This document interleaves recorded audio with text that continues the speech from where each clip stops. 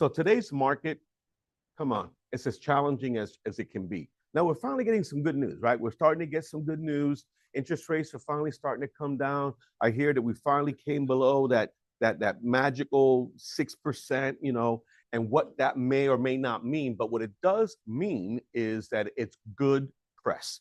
It's good advertising, it's good posts, and the timing of it is fantastic, especially when you start to think about what we're doing on March 7th. I guess that's the Saturday, right?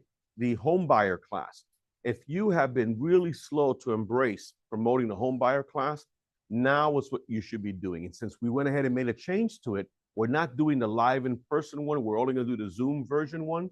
I went ahead and tricked out the flyer a little bit. I changed the flyer to reflect interest rates are coming down.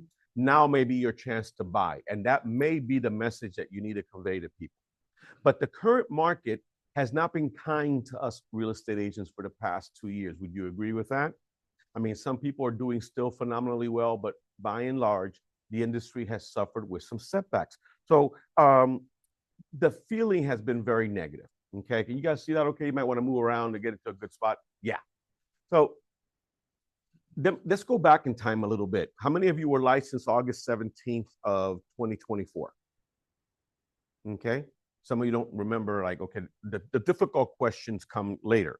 Okay, so remember when you got your license, you know, imagine if I asked you your last name. Hold on, it's like tip of my tongue. Okay, so NAR came out with a ruling that threw everybody off, right? And that ruling is, guess what, guys? From now on, you all need to start getting buyers to start signing a buyer broker agreement. And you could hear the scream around the world. And agents left the business. Agents collapsed. There was people crying in the corner. Mommy, you know, you're like, what the hell's going on over here? See, I was the guy that for 10 years was promoting the fact that real estate agents should be using buyer broker agreements, right? You guys remember that? Mm-hmm. And I would stand up here and I would say, guys, you got to understand, the only way you're going to get any loyalty, any commitment is if they agree to pay your commission no matter what. And I would say out of the hundreds of agents that we've had flow through Extreme over the years, maybe I can count on one hand, maybe two hands, the total that ever really embraced it. And the excuses were all the same. No, I don't feel confident bringing it up. No, they're never going to agree to do it. No, no, no, no. And at the end, I just said, okay. And look what would happen. I remember one day I was at, I mean, you can't even plan this out better. I was at an event for a new home construction. And I happened to be there. I get a call from one of my agents. Tony, you're not going to believe this. I go, man, what happened? He goes, these buyers that I've been working with just put an offer down on a brand new construction. Happened to be the same company that I was at. And I said, and he goes, they didn't put my name down. I go, oh, okay. I go, but you got the buyer broker agreement signed, right? No. Huh. How much is the commission you would have made on that deal? $18,000. I go home and tell your wife that. I don't know if I said that part or I just thought it. What do you think, Amelia? I probably said it. I probably did say it because I can't tell you, over the years, it's happened to almost everybody in this business, right? Somebody will betray you. They did this. And I says, okay, so you get a buyer broker agreement? And look, I even went as far as calling the company and saying, is there any way? They go, no, man. It's once it's done, it's done. If they don't mention your name, if you're not there with them, it's game over. So I kind of just gave up on it. I just said, you know what? At the end of the day, what are you going to do, right? You know, real estate, there's really nothing new as far as the training. We don't lack for training in this business. We lack for implementation of the training and the ideas that are there, because everywhere you turn, in fact, it can be actually overwhelming, the amount of ideas you get. You're trying to do too many things at one time. So when you start seeing all this news, and then this one comes out with 60 Minutes, which most of us at some point have heard of 60 Minutes, and you go, oh yeah, well, they're reputable and everything else. And it says chipping away at the realtor 6%, right? The end of the real estate commission. You think, man, that was from 2017. Oh no, 2007. So look how many years the industry has been under siege since as long as I can remember. It has been the end of days. It was the end of days when the MLS went on the internet, right? It was the end of days when IDX came out. It was the end of days now with AI and all that. And look, we're still here. And what's remarkable about it is that for agents that have embraced this new landscape, they're actually making more money than before. Individual agents and teams are actually making more. And here's why. Before, your income was 1,000% dependent on whatever that listing agent put in the what? Co-broker field. That's what you were going to make, right? So if they put a low amount, that was it. Now, we're no longer at the mercy of their maybe inability to negotiate. I don't care what you're going to offer. I know what I'm worth. What I need to do is convey that to the buyers. The buyers need to understand the process. They have to be willing and able to hire me. And then I can give them assurances that I'm going to get most of that recovered someplace else, or they don't have to proceed. We can talk more about that later. But actually, for people that have embraced the chaos, they're doing better. And was it the end of all that we knew? No. Sellers are still paying commission. They never had to, they don't, but yet they are. And if they weren't willing before, they're going to be even more now because the pendulum has swung. And what was a seller's market, that ain't the case at all down here in South Florida.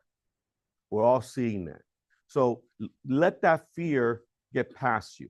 Now, when it's all said and done, we have to have a strong buyer presentation. Why is this even new? I mean, the concept of doing a strong listing presentation isn't new. We've always had to do a listing presentation. We always had to be prepared to sit across the table from Mr. and Mrs. Smith and show them what we can do for them and get them to sign a piece of paper that says, I'm hiring you.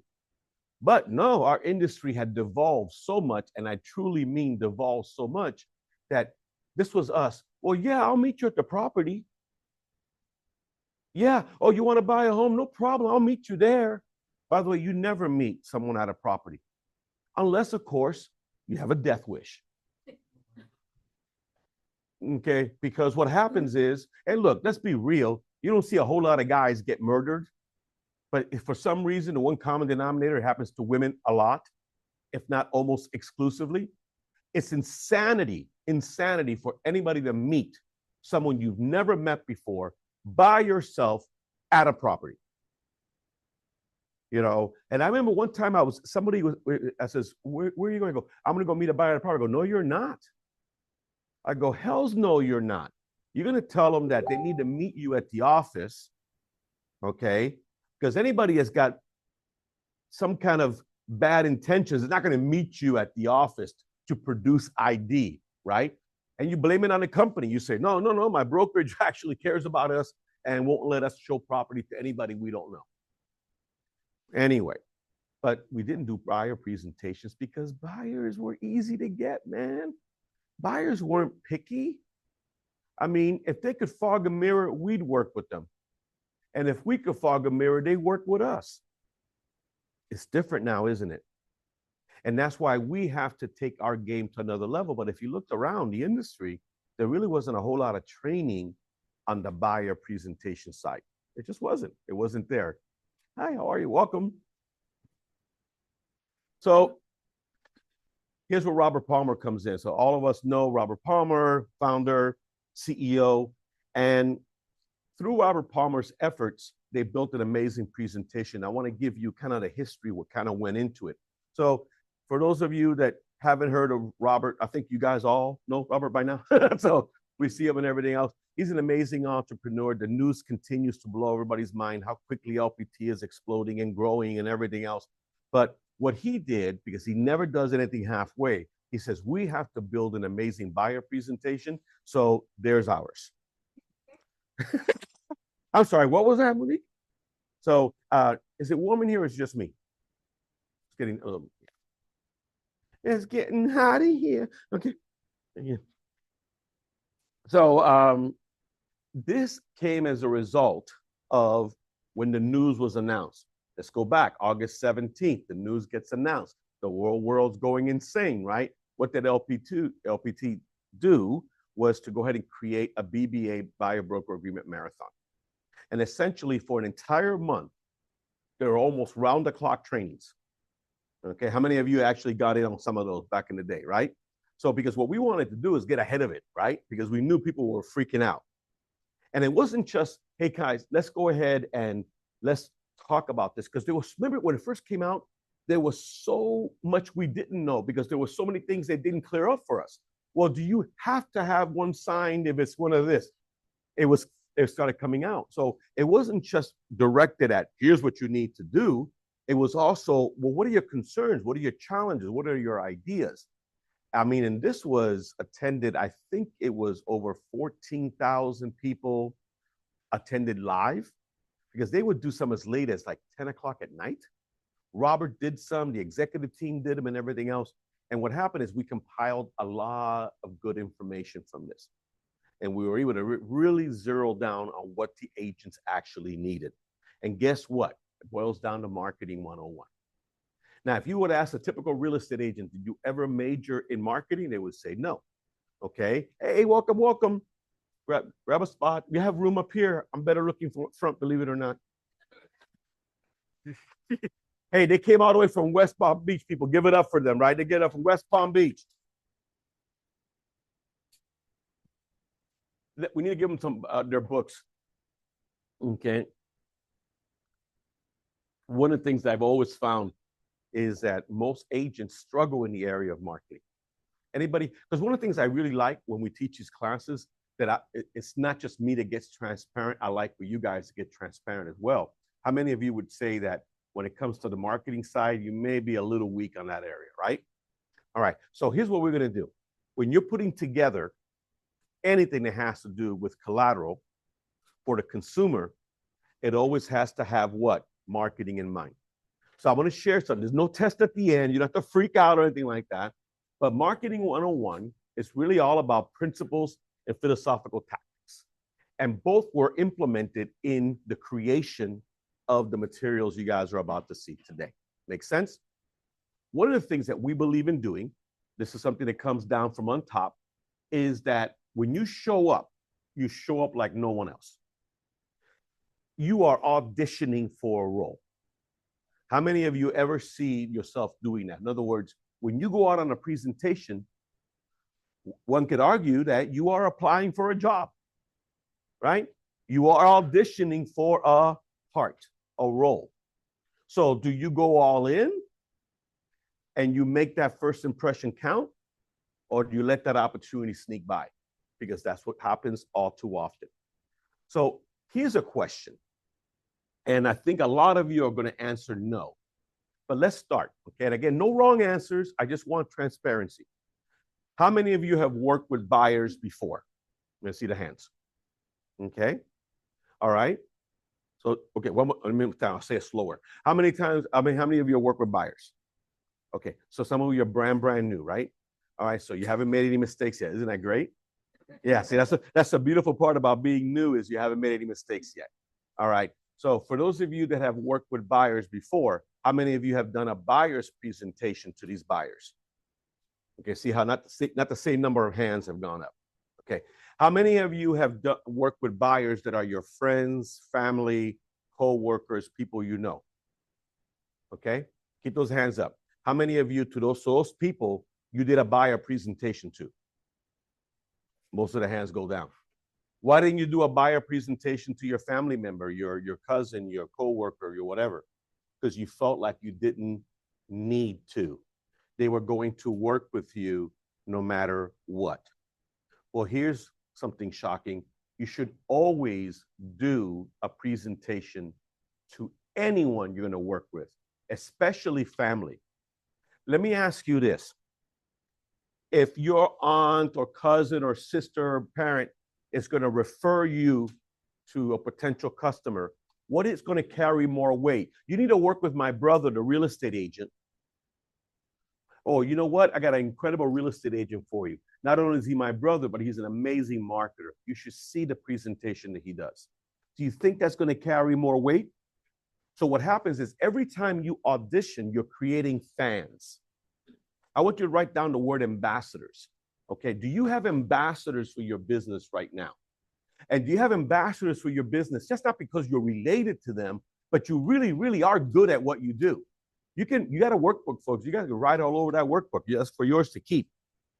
The more you write on it, the more likely you are to keep it. So what I'm going to encourage all of you to start doing, in fact, sooner than later, I want to encourage you to always do a presentation for the reasons you see on the screen, right? You establish trust. Remember, they know you in a different capacity. Maybe they know you in a capacity that's not all that positive, folks. Come on. We're not always our best around family. Maybe they know you as the party guy, to this person, to that person. Well, you're trying to shed that persona and be known as someone or something else, right? You get to showcase your expertise. I had no idea you knew all this stuff. If you are like me, you probably have a family member or friend that bought a house from somebody else at some point in time. And you're wondering, why the hell would you do that? And you want to get mad at them. Don't get mad at them. Get mad at yourself. It's not their job to remember what you do for a living. It's your job to make sure they never forget what you do for a living. It's going to be really hard if you've done a presentation for them like this, right? So every time you do a presentation, would you agree it gives you more confidence? Okay. Believe it or not, you're not going to want to believe this. And I feel more confident teaching this one today than I felt doing the one on the 12th. The people in the audience wouldn't know the difference. I do. Okay. Because at the end, I've done it before. Anytime I trained a speaker, and I've trained a ton of speakers in the past, I always would tell them the following. I want you to know your first presentation is going to be the worst one you ever do. Because it's your first one, man. You're going to forget things. You're going to go overtime on this. You're not going to say enough about this. You're going to do this and this. But then what will happen is we'll sit down, we'll make corrections, we'll make adjustments, and guess what happens? I was scared to death the first time I taught the CDP. I didn't want to go do it. The night before, I'm thinking, Gabby, can I get out of this somehow? She goes, are you serious? I go, yes, I'm terrified. By my third one, I got a standing ovation. So it just says you got to make yourself uncomfortable. I was scared as hell. But what choice did I have? I had to do it.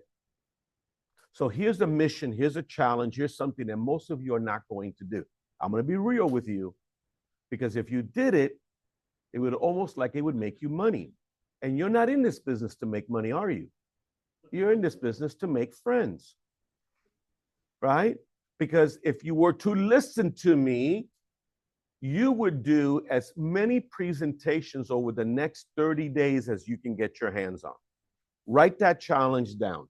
So here's what happens. You're going to walk out of here with information you didn't have before on how to do a buyer's presentation. But God forbid that the first time you do it, it's going to be with a live subject, right? An actual breathing human being that may actually want to spend money. And you're going to go there and experiment and throw all up all over yourself to someone like that. And I'm thinking, you know what? We got friends, we got kids, we got spouses, we got coworkers that we could do all these things incorrectly in front of. And we could get kind of used to it. Like a person can say, you know what? That was not bad. That wasn't bad. But you kind of came across like you were, I think you need to come across stronger next time. Okay. See, what happens is we lack a lot of confidence in this business, right? There's some of you right now that have very low confidence in yourself. You know where that comes from? Low competence. You don't feel like you know enough. Guess what? You never will know enough. No one knows it all. And if you get addicted to training, it's like crack, yo. Okay, what's going to happen is you're going to say, no, well, one more class, Tony. One more hit, man. One more hit. One more hit, and I'm going to be ready. No, it doesn't work that way. Eventually, you got to talk to a human being. So what I'm thinking is, you know each other, you're friends, almost like family. Why don't you just get together and say, let's practice? Oh, but you live here, I live here. It's this thing called Zoom, yo. I'm using it right now. So there's no excuses. But I guarantee you, if you were to do, can you imagine if you did 5 of these, 10, 15 or more in the next 30 days, and then a real one comes up? Oh, you own it. Who's going to take me up on that challenge? Let me see some hands. Okay. And I would like for you to report back, because what happens is, it's kind of like, who's going to do this? Yeah, man, I'm going to quit drinking. Where are you going? The bar. So yeah, I didn't say I was going to quit drinking today. I said I was going to quit drinking. Okay. So what I'm saying is, you guys raise your hand. Look, I'm not the boss of you. I'm not going to chase you around. But you know what? Sometimes it feels good to say, you know what? I did it. And I'm going to come back and ask you, how does it feel? How do you feel? How did you feel the first time? Oh. How do you feel now? Much better. Exactly. All right. Next, marketing principles. We're going to talk about positioning, frequency illusion, and reciprocity. Wow, that's a lot of big words. Positioning. So, how would be the best way to explain this? Well, I'll give you a little history lesson. So RP funding. Some of you know this already, forgive me, but bear with me. I knew of RP, Robert Palmer, before there was ever an LPT. You see the commercials back in the day? So I would be on TV minding my own business, and this guy would come up, hi, I'm Robert Palmer, RP Funding, and we can refinance your home and no closing costs. How many remember those commercials back in the day, right? This guy decided to launch his mortgage business during the great financial crisis. Really smart, right? As the whole world is coming to an end, he's coming out with a mortgage product. And guess what he lacked? Positioning. Guess what he lacked? Credibility. Okay, let's just say that mortgage companies weren't really high up on the list of people that we could trust, right? Now, his marketing approach, like most mortgage companies back in the day, was postcards, direct mail. Because back then it was actually cheap to do it. Remember the days when a stamp was only what? 5 cents. I'm not that old. I remember when the Pony Express would come into town, and then, no. Don't say it, Camellia. I know you want to say it. I know you want to say it. But when you're doing postcards and you got like these Mickey Mouse companies that are doing it, and you're coming out with postcards in the mind of the consumer, you're not really busting out with a whole lot of credibility. And that's what he was encountering. So he got this idea. He says, what if I decide to sponsor or buy a commercial on Sunday Night Football? Okay, big money. Okay, no matter what year you did it, relative to then, it's big money. So let me see if this works like it's supposed to. I'm Robert Palmer. RP Funding is your local direct mortgage lender, and we're proud to sponsor NBC's NFL Sunday Night Football on West 2. Tonight, New Orleans takes on Oakland. Enjoy the game. Okay, so let me ask you this. He took that. You think the people that saw it viewed him in a maybe different light? Or maybe they didn't know him before, but they viewed them in a very positive light because of that? Okay, is that a yes or a yes, right? Okay, he could have stopped there, but he believes in the concept of leverage. So guess what he did? Every postcard he sent after that said the following: you may have seen me on Sunday Night Football with that image. What do you think happened to his credibility at that point? It shot up. So here's what we need to think about, right? We need to think about, let's go get a Sunday Night Football ad, right? You put in $10. I put in $10. How much you in for, Ava? $10. Okay. Okay. That'll buy us a what? A Slurpee. But what areas in your market could you think about positioning yourself? For example, if I were going to do a mail out in the area, I might say, you may know us as the people that have the moving truck. Okay. So have you ever done any community work? Have you ever done maybe where you took out a banner ad at a school? You may have seen my ad in this. You may have seen my banner at this. You may have seen me. You don't even know you didn't, But the fact that you're bringing that up, it's like saying, oh, okay, well, this is not like everyone else.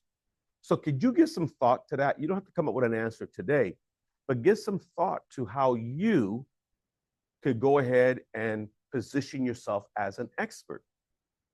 I was interviewed for a podcast by RedX about a week or so ago, and at the very end, she says, what advice could you give anybody here for standing the test of time? I said, positioning. Position yourself as an expert, and it doesn't matter what market comes and what market goes, you're going to be okay because they know you as the go-to person in that area. Fair enough? You guys have any questions so far? Is this making sense? Okay, so now let's talk about concept number 2, frequency illusion.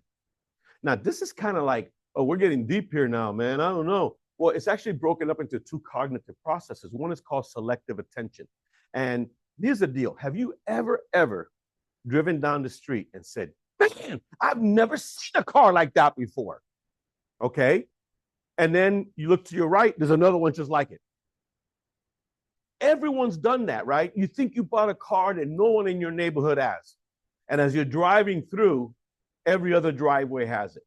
And that's because the mind, okay, is actually a process that when you see something that's perceived as being for the first time, the brain says, hey, wait a minute, we've never seen this before. Let's keep an eye out to see if we ever see this again. And then a second cognitive process kicks in called confirmation bias that says, absolutely, you're right, that is new. You haven't hardly ever seen that before. So we're all okay on that? We're all on the same page? What the hell does that got to do with the price of tea in China? Think about this.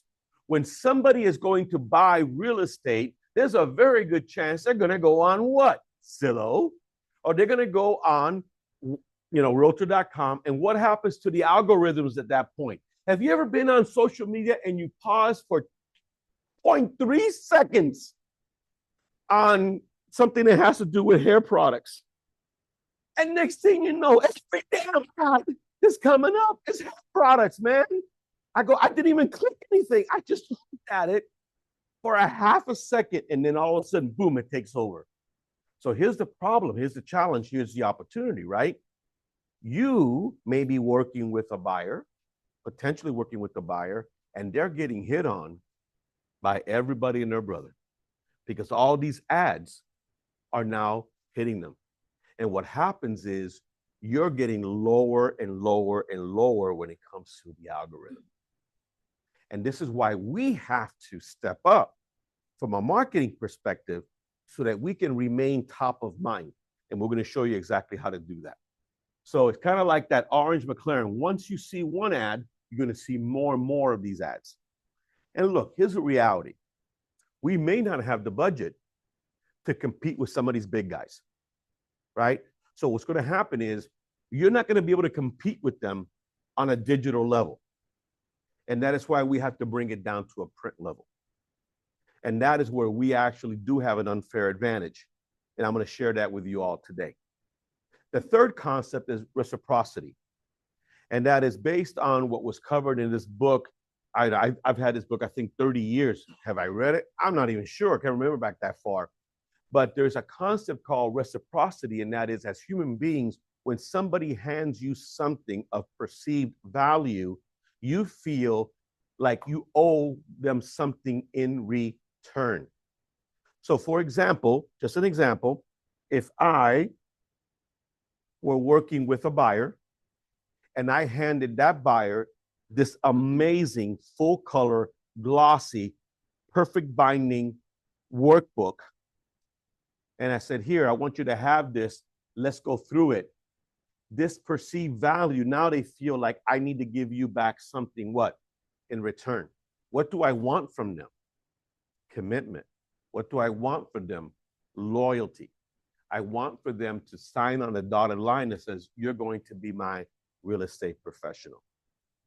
So this is what happens. Now, if I handed someone something black and white that I ran off on my copier on some really thin paper and all that, is it going to carry it via that paper? No, it's not. Because we are human beings, and when you touch something of quality and value, you tend to do the ooh, followed by the ah. When you get the ooh, ah factor going, you kind of own them at that point, right? You with me?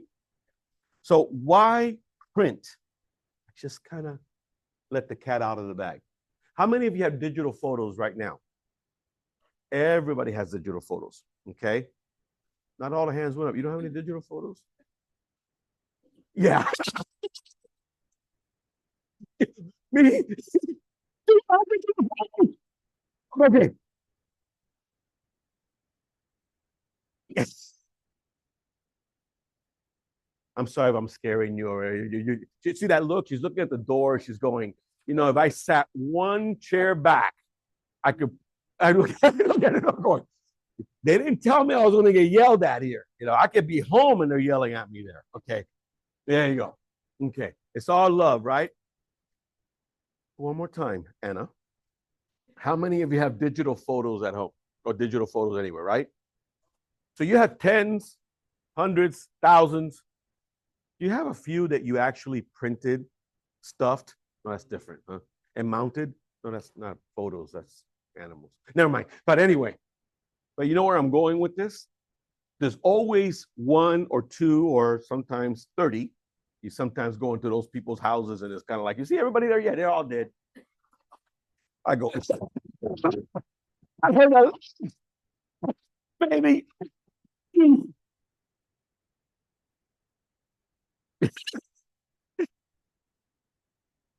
Yeah, you ever seen those things? You go there, there's like 10 generations. And you're like, where are all these people? Oh, they're dead.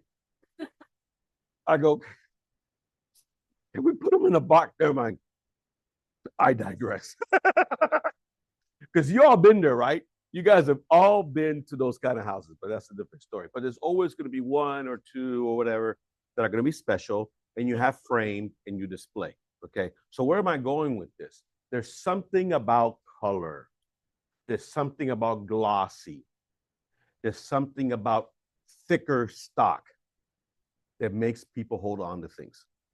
Now, for example, for some of you younger folks, these are called magazines. There was a time when we used to get these a lot. Have any of you ever seen a magazine like this before? Held one here? Do any of you have any at your house right now? Yeah. You haven't read it. You're never going to read it. Okay. But it's sitting somewhere where you can see it and you don't part with it because it's so pretty. Right? Man, this was the 90s. I'm in California. I know you're thinking 90s California. He must have been like 15. Yeah. So what happens is I leave a really high paying job to become an entrepreneur because I've always been crazy that way. And the business that I decided to do was to be one of the first people in the country that would sell photo business cards. Now you're thinking that what big deal, right? Because they're everywhere now, right? They're ubiquitous now. See, I know words. Look it up. Look it up. I said it. Ubiquitous. It's a big word. Okay, so they're everywhere now. But back then, agents would have this little black and white photo. It almost looked like a thumb. Like, what was that, man? Okay, I bust out on the scene saying, no, come on, you guys have egos. You want to be there. And you have these full color ones because there was something about a full color card that people held on to longer. And the same still applies. You know, magazines, you tend to hold on to longer. Now, if it's one of the cheap little black and white ones that are distributed, what are they? They go right from the mailbox, right, to the trash, right? Now, here's what you want. You think you'd be in a good place if someone had one of your postcards up in the refrigerator? Yeah, that's what you want. Now, if you don't do print advertising, that ain't gonna happen. So think about that for a second. So I want some honesty right now. I want some honesty. Who here is not doing print advertising marketing right now? Okay, we can fix that. Now, there shouldn't be a situation where there's any LPT agent that raises their hand because we have an unfair advantage over everybody else. But that's what you want. Now, what does the consumer say? They want it.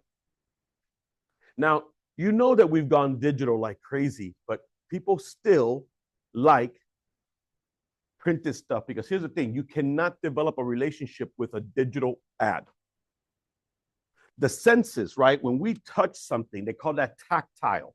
That time of tactile engagement, when you're holding something of quality, of color, and everything else, creates an emotional connection, triggers something in the mind that says, this has value. The person that gave it to me has value. It might even trigger more of a response that wants them to buy something. So all these numbers are in our favor. We should be doing more print advertising. But why don't we? Usually it's because of cost. The cost on print is typically prohibitive. So here's what happens. When you have,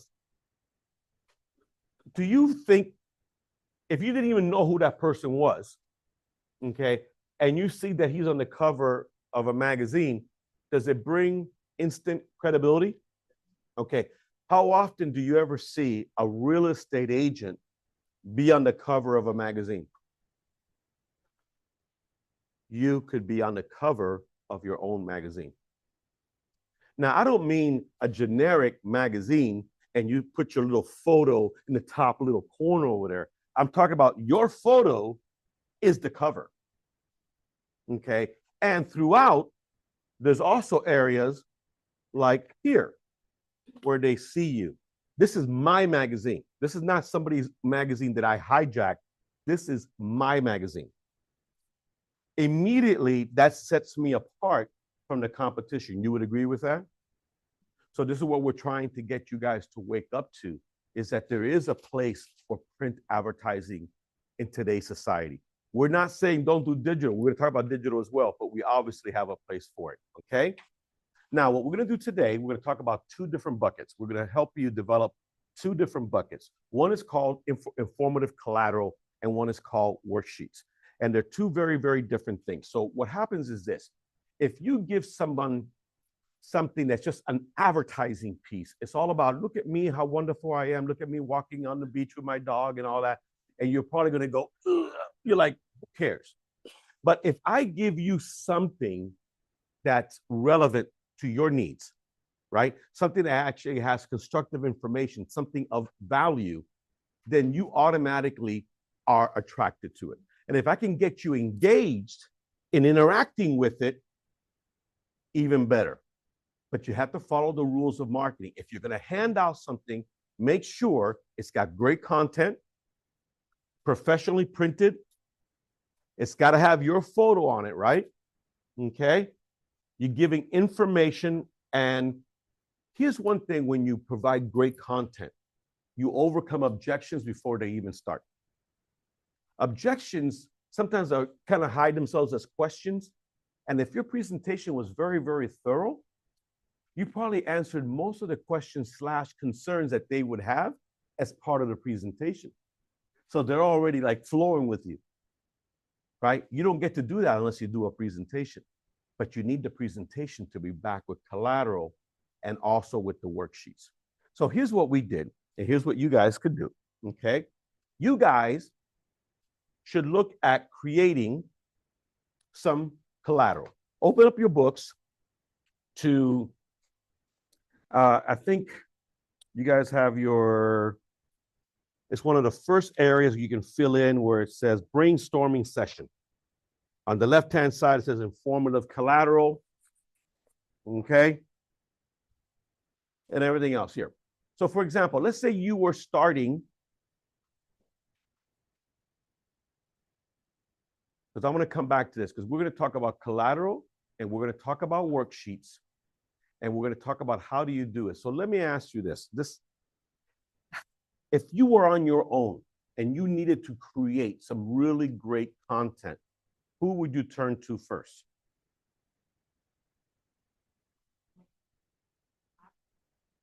Yeah. Okay. TikTok. Okay, what else? ChatGPT. So for example, let's say, for example, you didn't know what kind of content. You might do something like, hey, chat, help me out. What kind of, what would be some great concepts that I can build out some collateral around, right? And here's what we did, because I promised that I was going to speed this up a little bit because it is an evening class. You got your family to get home to and everything else. But if we were to break up into groups like this and say, okay, guys, I want you to spend 15 minutes trying to figure out some ideas, borrow these if you want, copy them, grab 6, get 6 of them, and let's build this out together. I remember last time I did this, the first 10 minutes was trying to understand the question. And I'm going, we're part of grabbing 6, man, and building it. But it really became like, go back to it. I go, I'm going to speed it up a little bit. I'm going to help you out. Okay. There's a lot of different things you can write about that you provide. And you could go to ChatGPT and come up with the content. The content is not the issue. It's the delivery of the content that becomes the challenge. Because now we have access to content left and right. The thing is, when you're working with a limited budget or just in common sense, are you going to offer people 31 different flavors? Yes, if you're Baskin Robbins. Ooh, saw how I did that? She didn't even get it. Look, she's asleep. She didn't. Yeah. Kind of like the Anna effect. I'm going to call it the Anna effect. There you go. Wow, that's cold. Yeah, no, Anna, I love her. She'll take me outside, beat me up a little bit. I think that it kind of makes sense to narrow it down. Let's just come up with a nice number, like say 6. So here's what we did. We kind of said, what if we built these out for you? And what we did, and I mean by we, corporate said, let's go ahead and start with the premise that we want to come up with, say, 6 different concepts. What would those concepts be? And then the concepts became, okay, benefits of home ownership, 8 reasons to work with LPT, which applies to you at the agent level, right? Best practices for house hunting. And then here's what we decided to do. We said, wait a minute. There's got to be multiple ways that we deliver that information. So here's one. You may never even have thought about doing this. Once you create the concept, and again, you don't have to use these. You can build out your own. That's why the workbook is there. If you want to go home and you want to troubleshoot this and do everything else, you can. But in the interest of time, I want to point out the fact that it's already been done. Because if I were to go ahead and say, okay, guys, this is ready to go. I have 6 of these for you. This is one of them. 8 reasons to work with LPT Realty. And it gives you all the information front and back. It's printed in color. It's printed on glossy, nice stock, and it's personalized with your information. You want to pass that along. Would you want to go reinvent the wheel, or would you rather use one of these? Yeah. Okay. So that's what we did. We built out 6 of these for you. And what I want to focus your attention on is, it's not just the creation of the content, it's the way that we're delivering it. We're delivering it in one of 3 ways. I just shared one of them with you. It's imperative that you have something like this to be able to hand to someone during your presentation to reinforce what it is that you're bringing. And in many cases, it can act like a cheat sheet for you, because if you get kind of stuck on like, what should I be talking about? You can say, look, I can give you some reasons right now. Let's go over it. Everything here applies to me. Okay. So that's one of so make sure that as part of your marketing campaign, you're going to have a nice postcard size color handout for folks. Okay. And ideally, you want to have up to 6 concepts. Now, write this down. You don't throw 6 concepts at them at the same time. You know what I'm saying? You overwhelm them. Because, for example, there may be some aspects as I get into the worksheets that don't apply until they're later in the process. Why would I give them a checklist for moving if we're just meeting for the first time? So make sure that you give these in stages. Sometimes what happens is you introduce one, the next time you get together with them, you introduce another one, because you're constantly reinforcing that they made the right decision in hiring you. Make sense?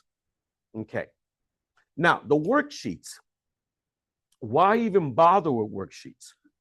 Let me ask you something. How many of you have already started to write in this workbook here? Okay, well, it's yours to keep. Let me ask you something. The more you write in it, what does that turn you into? A co-author of this material. Are you more likely to hold on to this book if you already have your thoughts, ideas, and everything in it, as opposed to completely blank? So what happens is we have to take the same approach with customers. If we can engage the customers into working using the worksheets, they're all in at that point. Because typically what happens is if you're in a typical environment in a presentation, you're doing all the talking and they're sitting there like this. You got to get them engaged, right? It's the visual, the auditory, it's also the writing as well. It reinforces the message all the way around. So part two, the second bucket, is to have worksheets that you can share with them at the appropriate time that does everything I just mentioned, right? It's going to make sure that positions you, it's going to overcome objections. They take ownership in the product because they're filling it out alongside you, all of these reasons. So here's what we did. We started with a huge list of different ones that we could work with. And if you were to go ahead, and again, you guys could do this at home. You take the book, now you turn it a couple more pages. See how the way the book is done is you start off and say, okay, there's going to be 6 concepts that I'm going to do for the collateral. And you say, okay, let me come up with concept number 1. And you start building it out. Concept number 2, the same thing. As you keep turning the pages, you're going to get to the portion that has to do with worksheets. See? Now you go to the worksheet section and you say, what would be some really good ideas that I could present from a worksheet standpoint? And here is, those are the collateral. So just to back up a little bit, we took from this, we took 6, and then when you build it out, you do the title last. We did the title of it. We said reasons to work with me. That's a decent concept, right? Then we went ahead and said, okay, what is the description? What separates me? How do I make you feel? What is a clear and irrefutable value that I bring? And then I gave bullet points. So as LPT, when we started building this out and we came up here, it says, wow, we came up with 8. And then we got 8 reasons to work with me.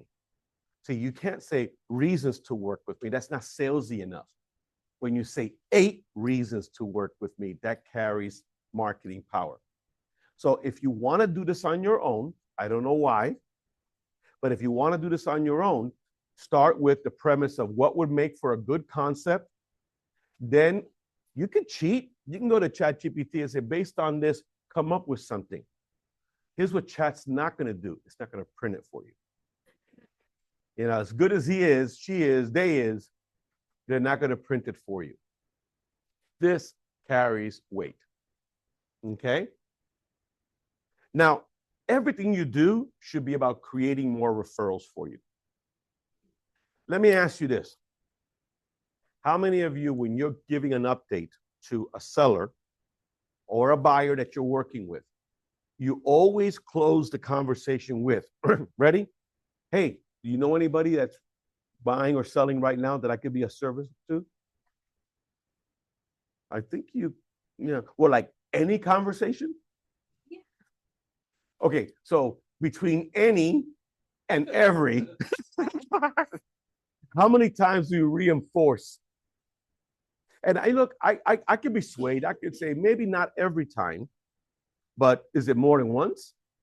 Okay, because what happens is, believe it or not, it's kind of like that frequency illusion. The minute they start looking at homes, they know other people that are also looking at homes. The minute they want to sell, they all of a sudden magically know of other people that are thinking about selling. But here's what we don't know. What they don't know is that you can work with more than one person. And people say, well, why didn't you recommend? I didn't know you were taking on customers. What? Are you serious? And then you're gonna insult them and say, "What? Are you serious?" And say, "Yeah, I thought you know, I'm sorry." The minute they're saying, I'm sorry, you're in a bad place, you know, that's not good. So you want to constantly remind them, right? So every time you get a chance to share your value proposition, then you get to say, tell a friend, tell a friend, tell a friend. And yeah, maybe not every time, but more often than not, go ahead and say, by the way, I am taking on more clients. So who do you know, right? Okay. Do you know what the best way to handle objections are? Before they ever come up. Okay. And you get to do that when you do a really good presentation. Because if you were to put yourself in their shoes, you would say, what would I want to know? What would be my concern? And your presentation will be structured to address all of these. Okay. Then by the time you get to the end and you say, okay, folks, listen, at this point in time, let me open up to any questions you may have. You never say any questions or concerns. You have any questions? Or are we ready to start working together? You know, most of the time they're going to go, yeah, let's start working together, right? Okay. Tactile, that physical thing. Okay, just keep in mind. And look, I understand the minute you decide to go color and you glossy and everything else, you're going to spend more, but the rewards are going to be there because of the emotional connection that you create with that customer. So you got to do it. Okay. Okay. The same thing with the worksheet. I asked you that question there. Now, the worksheet, same thing. You create an interactive experience, create clarity around the buying process, engage in different stages in process. What does that mean? Is that there's so much they don't know. And most of them have analysis paralysis. You know, I'm starting to think, you know, why wouldn't more people want to get on our home buyer class? Maybe because they're so afraid of the home buying process that instead of looking at the class as an opportunity to learn, they look at the class as maybe an opportunity to be embarrassed. Why? It's an opportunity to learn. The more you know, the more comfortable you're going to become. So the more information I can give them about the process, especially at the very beginning, the more likely I'm going to have them as a customer. The worksheets have the same principle. Okay. So we started with this list here. You can take a picture of it if you want and everything else. But that was the list that we started with.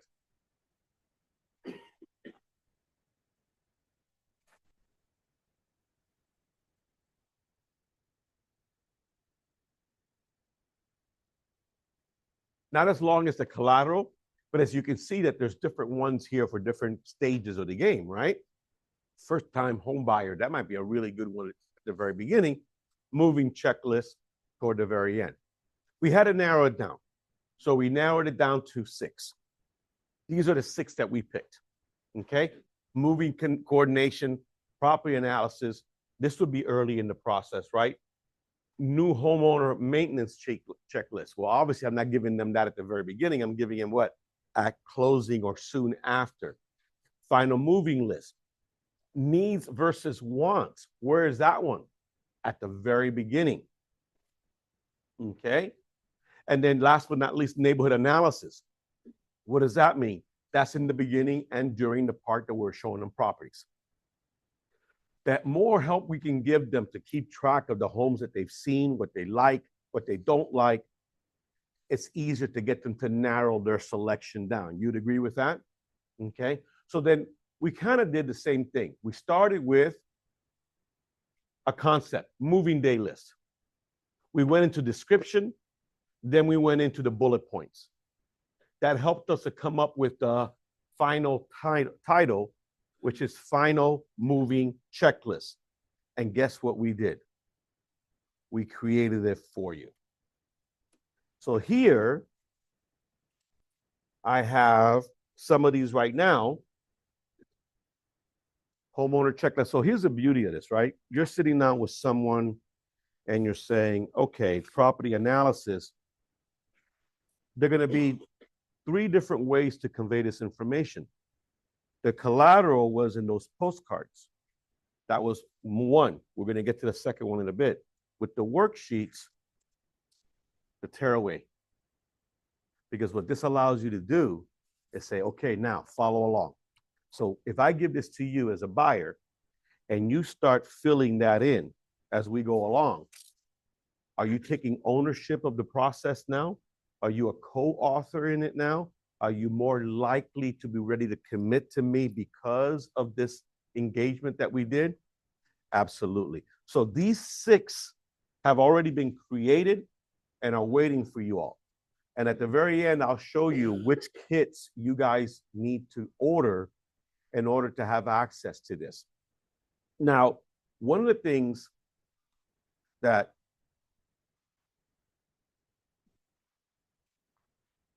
LPT has done a wonderful job of showing the real estate community how amazing we are with the listing presentation tools. But I think we fell behind on the buyer side. And that's why I enjoy teaching this class so much, because this stuff has been out there for a while, and there's a whole lot of folks within our system that are not even aware that it's available. So this is part of changing that whole process, okay? Now, let's get to the second way of delivering the information. So the power of the magazine. We all said at the very beginning that if you're on the cover of a magazine, it gives credibility, does it not? Okay, so here's the thing. If you could take those 6 collateral pieces and you could take the 6 worksheet pieces and put them. Anybody recognize the car? It's the white Bentley. We'll wait another 5 minutes.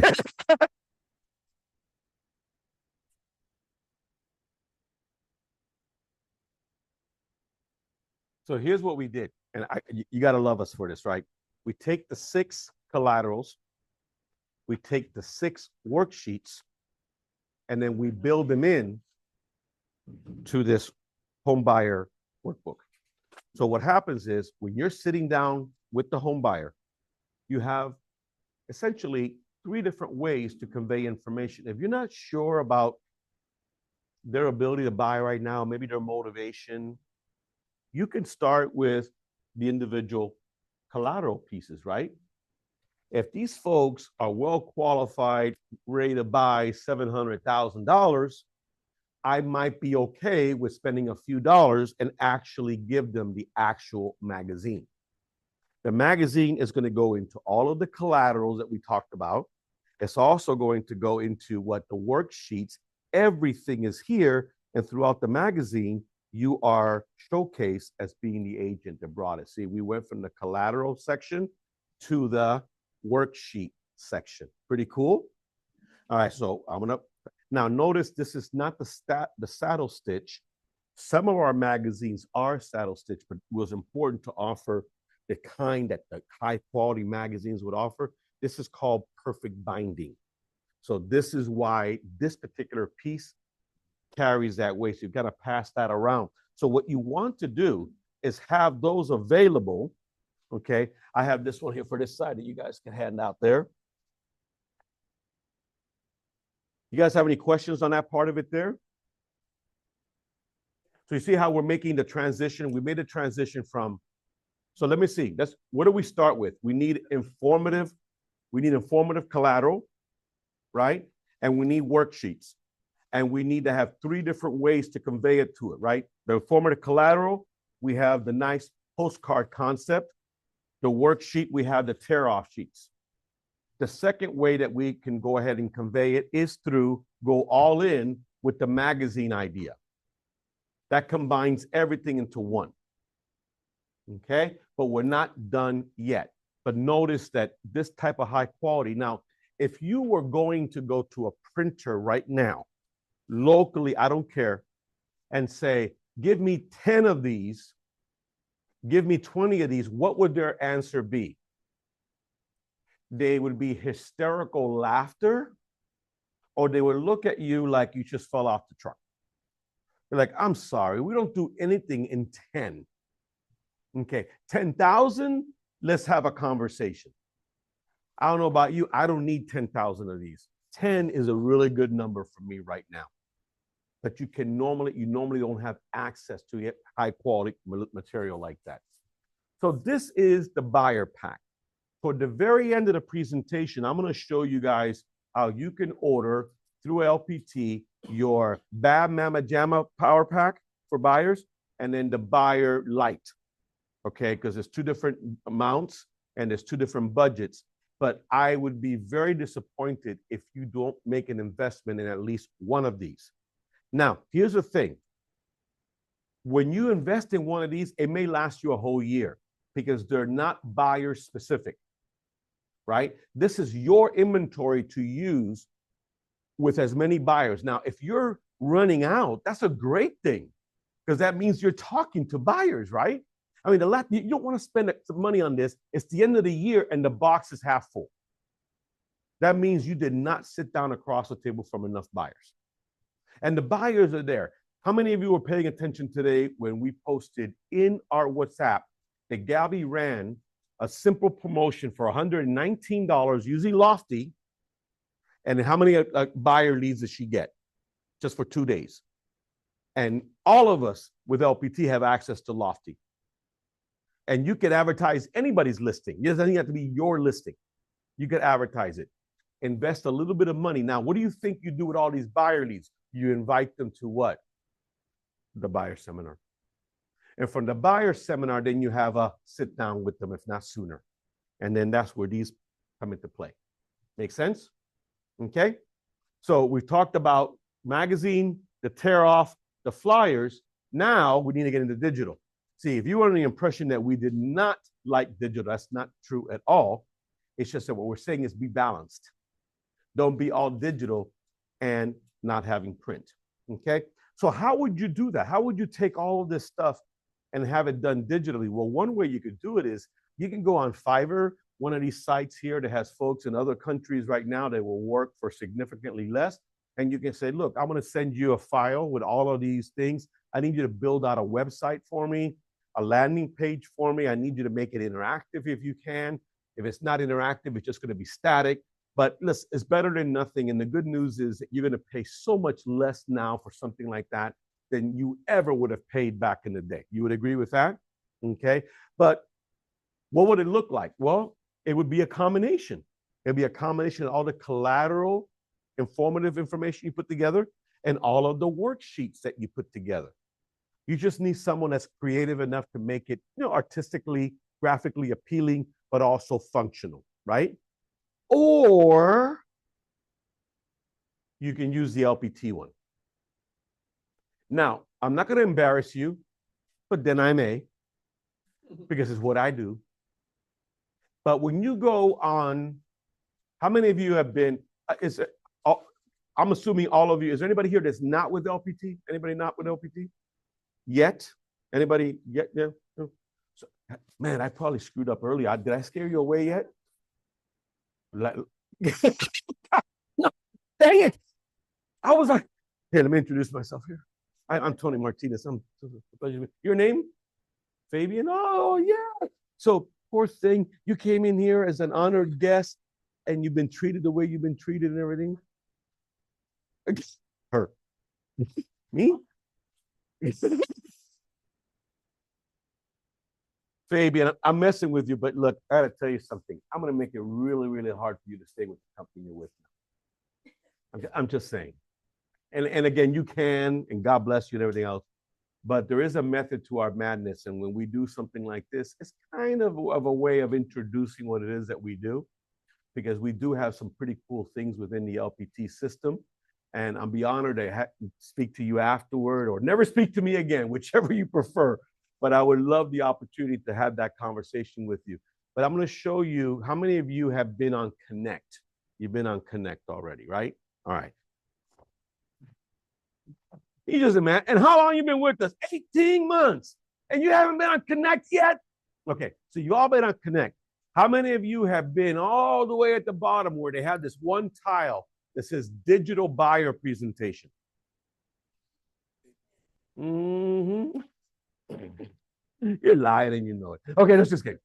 All right, so here's what happens. We did it for you. We built it out for you. Now, I could do it live, but sometimes when you do it live, it's subjects. What I did some screenshots. If time permits afterward, I can switch over and do it live. But here's what we did. We went ahead and created an opportunity for you to do a couple different things. One, we wanted you to be able to impress upon the buyers that you are something special, but also get that nagging little thing out of the way called compliance. Because we all know that when the time comes to actually show them property, we need them to have signed something. It may not be the exclusive buyer agreement, but it needed to be something, okay? So we wanted to make sure that we accomplish both. So when you go into the digital buyer part, here's what you get. You get the opportunity, and guys, pay attention on this, because if you don't do this correctly, it can be too much. First of all, there's a lot of content. I think no different than me saying, okay, here, Michael, here's this one, and there's this one, and then there's this one, and then there's this one. If you are not careful and you leave all these things checked, you're going to send them so much stuff that's just going to be like, right? So here's what you do. You uncheck the ones that you don't want to send out. All those 6 collateral, they're all here. But wait, there's more, okay? Because you have the ability to go in and edit these. You can customize these. Now, you can't change the title, but you could look at the wording and say, you know what, I could do better. Or maybe I take some of it out. You can do that. Once you do that, you save it, it's for everyone. But wait, you can convert to Spanish. So the minute you go to Spanish, it's everything in Espanol. Down the road, they're probably going to add other languages as well, but for right now, we have that. So here's my advice. You don't come out all barrels blazing. You pick maybe benefits of home ownership, maybe one more, and then I go to the next level. You with me so far? Okay. Now, what I do now, it comes to a place where I send it to them. So here's your homework assignment. All right. And maybe you can even get it done while you're still here if you're logged in to Connect, and you can log into Connect on your phone, right? Send this. Thank you. Send this to yourself. Send it to yourself. Fill this out. Thank you. Fill this out for yourself, because I need you to experience it like a consumer would experience it. Now, here's what you can do. You don't have to. You can do is you can fill out the amount of commission you already work with there. So if you want to put in 2, 2.5, 3, whatever that is, and if you're going to charge a transaction fee, you know that with LPT, we have a $6.95 transaction fee. Most of you already passed that on to the customer already. You can charge less, you can charge the same, you can charge more, that's up to you. But it's always good to already have that part there. Because what this is going to do is not just send them the collateral and the worksheet, is going to send them something to sign electronically. Okay? They get this. Hey, hello, Tony Martinez, in compliance with blah, blah, blah, blah, blah. I have sent you this. Click here. They click on it, and then you're reintroduced, or you're introduced to them, right? It says empowering your home search, a comprehensive home buyer packet. I love this. It doesn't just go into a bunch of things. It's, hey, let me remind you of who I am. I'm sending this. It says get started. And then depending upon how many of these I checked is how many of this they'll see. But that's the finished product, folks. That's what they're seeing. Now, if I sent them all 6, it'll be next, next, next. You know my feeling about that now, right? Okay. You guys are with me all so far? Okay. Now, this agreement is not meant to be the beginning, the ending, the alpha, the omega. It's meant to be the most basic compliance that we need. We needed something that was going to work in all 50 states because we're national. But it can't be so specific that Texas says, wait a minute, you can't use this, or Florida says you can't use it. It is not meant to replace the more toothy ones, the ones, this is very, very generic. It's not meant to give them exclusivity, But here's how I would use it, because you don't have to use this portion of it. How I would use it would be is, let's say I'm at an open house, right? Somebody comes in the open house, and I'm representing the seller. So you come in and you want to look around. I don't need you to sign anything. I'm working for the seller right now. I don't need to sign anything. Now you come back to me and say, you know what? This is a nice house, not quite what we're looking for. What are you looking for? I am looking for this. I know of a house like that. I don't have a problem going to show it to you right now. Yeah, but we got to get this little thing called compliance out of the way. And right then and there, I might just go ahead and say, hold on a second, let me have your information. I'll send it to you right now. Sign it, and we're good to go. Because based on the new rules, I'm not allowed to even show you property unless you're aware of certain things. So this is not meant. And people say, well, can I go in and edit that portion? No, you're not meant to edit that portion. It's meant as an additional for the same scenario we have now. If I'm meeting them in an environment like my office, then I'm going to go for all. I'm going to go for the exclusive buyer broker agreement. But something you guys have to realize is not everyone is willing to sign that buyer broker agreement in its fullest at the very beginning. Sometimes you need to start easy, show them a couple, 3 properties, let them know that you know your stuff and everything else, and then they're ready to upgrade their commitment to you. Does that make sense? Go ahead, Michael. No, this is a version, okay? It's a pre-showing agreement. It's not the exclusive buyer broker agreement. This one doesn't have the teeth. This is not them committing to working with you exclusively. It does not protect you in the event that they decide to go work with somebody else. That's a whole other form, and I've done trainings on those and continue to do trainings on those. So now, when they sign, you get notified. See, they're able to sign electronically. Perfect. I mean, what am I going to say? I'm going to stop, print something out? That's ridiculous, right? And then I'm notified, so then I sign it. Then I can go in and check the status of all the ones I've sent. How cool is that? If you're working with multiple buyers right now, and you sent out a bunch of these, you're going to keep track of which ones signed it, which ones didn't. The system keeps track of it for you. How many of you think this is pretty cool? Okay. So all this is available to you right now under the digital buyer broker section, presentation. Okay? Yes.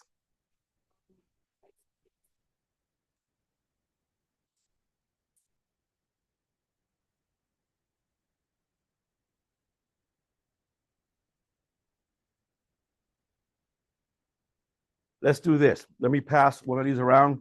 You guys read it and tell me. I read so many things throughout the day, but let me start over here. Then you tell me if it's specific to a property or properties or just in general. Oh, thank you. We'll pass that around and everything. Boy, I'll pick up those stuff later. Now, here's the crazy part. The home buyer workbook. You guys have the home buyer workbook there? Yes. This one here, right? Why? Thank you. Why would the home buyer workbook include a section about listing? What's that? Yeah. See, this is the mistake we make. We've had agents that are working with a buyer. That person knew of someone that was selling a home, didn't even recommend the agent they were working with. Why? I only thought you worked with buyers. We don't want that to happen. So whether we're planting a seed that 6 years from now, listen, when you're old like me, you don't even buy green bananas.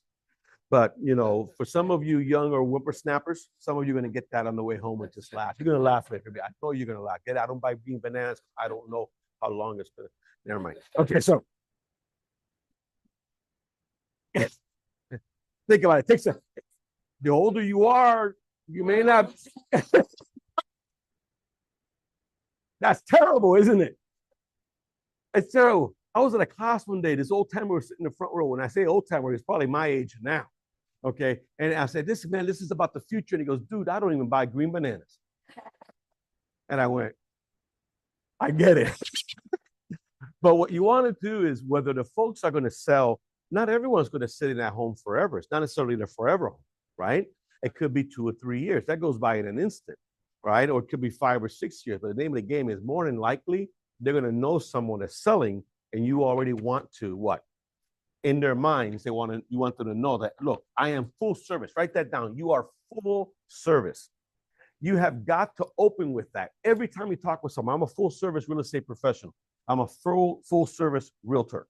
If they say, what does that mean? You say, okay, so if you're buying, selling, investing, or renting, I got you. Absolutely. By the way, we are realtors. We're not realtors.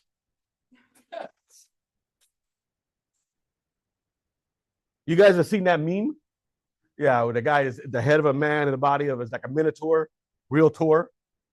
Okay, so I know it can be a little tricky, and I've seen people be. I was at a class once, and the mortgage person was there, 20-something years in the business. We're having lunch, and she says realty and realtor. And I go, can I say something? I go, yeah, it's 2 syllables, real tour. She goes, are you serious? I go, yeah, it's no realtor or realty. It's real tour, real tea. She goes, thank you, bless you. She goes, no one's ever had the courage to tell me that. She's never talked to me ever since, but ever since, no, just kidding. So you want to include your listing presentation. Now, you guys all know that we really, really rock in this arena, but some of you may not be privy to how this whole thing got started. And this is why I really enjoy teaching this part. Sometimes it's teaching to the choir, but sometimes it's like, man, I really didn't know that, right? So there is a segment in the back. If you did not have a great listing presentation, you could build one out, but that's already been done for you. But what I do want you to understand is these 4 principles. Reinvest in marketing, lead with your marketing, create the printed presentation, and win listings from your buyer. Robert Palmer has invested almost $200 million in RP funding and then into LPT Realty. So he started RP funding, then LPT, the marketing tools, and then LPT Realty. I love when he says, you know what? I did not have $150 million at first to start, okay? I did not borrow it. I did not raise it. What I did is I spent a few $100s. I got business in. I started generating profits, and I started reinvesting it. And then I went to a couple $1,000s a month, and then it was tens of thousands, and then became hundreds of thousands of dollars per month. And this is something that I think all real estate agents need help with, because what happens is, I wish that I could tell you that you could get business without investing a single dime. And sometimes you do. There's folks that'll get their license because they already have a friend or family member that's ready to buy right now. But that could actually ruin you, because then you think it's always going to be that easy to get business, and it's not. You need to invest ahead of time. So that's called a snowball effect. As you generate more business, you allocate a portion of it back into your business. How much? Well, maybe 10%. Now, it's actually as much as 20%, but 10% is on acquiring customers. You ever watch Shark Tank?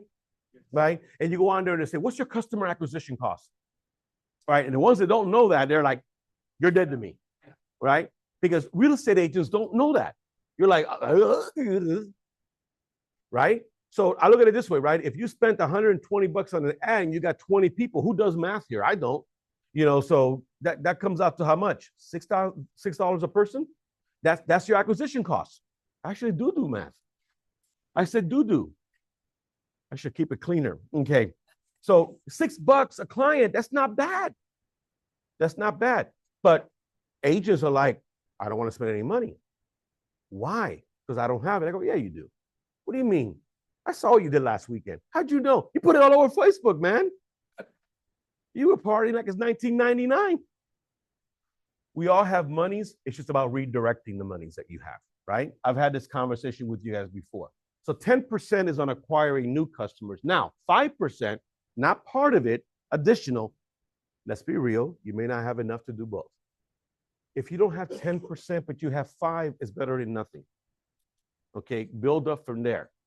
When you have a listing, you should be spending as much as 5% of the anticipated income from that listing into promoting that listing. Most agents don't do that. The reality is most agents will put it in the MLS and then they'll pray.